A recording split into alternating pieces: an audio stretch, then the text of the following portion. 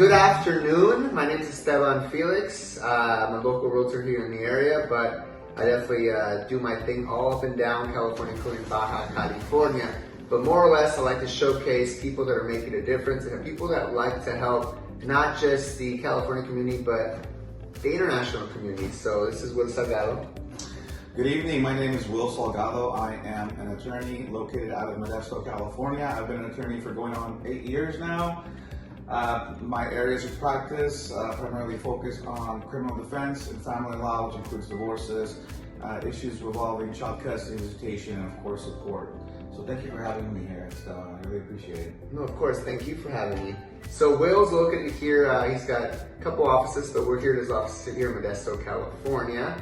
But as you know, an attorney's expertise is beyond his office.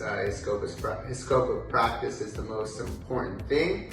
And I want to just put this knowledge out there, esta información, if you will, out there. As you know, language is just language, but the cases and the problems are the focus. So, case in point, how can you help, let's say, for instance, a couple that maybe doesn't have, is a foreign national, doesn't have papers, es inmigrante, but let's say someone's taking advantage of her, or she doesn't know, or he doesn't know, because now it goes both ways, right?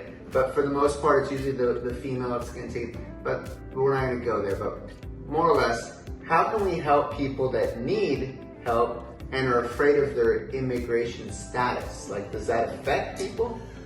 Well, in the context of the family law world, know that being in this country without an immigration, well, you have an immigration status, it's undocumented. It would not affect you in a divorce proceeding or any case involving child custody or visitation. That's a common question I get a lot. And to answer your question, it makes no difference in court, in my opinion, and based on the experience and actually the law, really, that it has no bearing when it comes to whether a person, his rights will be affected if they don't have legal status in the United States, especially when it comes to children. You have a natural right as a parent to have custody and visitation of your children, provided there's no danger or safety concerns. That would not be an impediment, particularly with property. Also, there are cases in point where you have a partner, for example, husband and wife. The husband has papers, let's just put it colloquially, has papers, but the wife doesn't. And then I've seen this common pattern where the husband will sort of strong arm the wife into a divorce or an uncomfortable situation because he'll say, well, I own the house, you're not going to get part of the house. And that has no bearing either. I've been able to successfully get an equal share of value in the home went to the other partner, even though they did not have legal status here in the United States. So I hope that answers your question. No, totally. So the point is, regardless of the issues of your immigration status, he's fighting for something different. Está peleando por algo separado. He's fighting for custody, fighting for your rights as a person. Has nothing to do with the home at all, but because you have the home here in the States, there are rights que te encobijan, they blanket you and they help you, acquire said property. So don't be afraid to have a conversation. Does having a conversation with you will cost anything to the client? It does. Attorneys vary with respect to their view on consultations.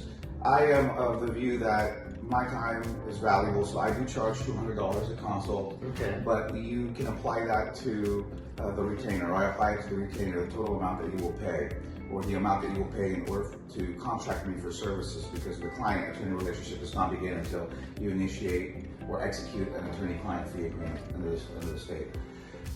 So it's well worth it, because a lot of these attorneys that do not charge are inundated with consults, so your time's going to be very limited. Most of them give you about 10-15 minutes of their time. You don't really get to go in depth as to what is going on with your case. They're definitely probably not going to review your paperwork if you have any, whereas I do. I'll look at your paperwork and actually give you a little bit of feedback, give you a plan. We'll come up after I get your facts and details and have a good picture of what's going on after reviewing your paperwork, come up with a course of actions, a plan of attack, so to speak.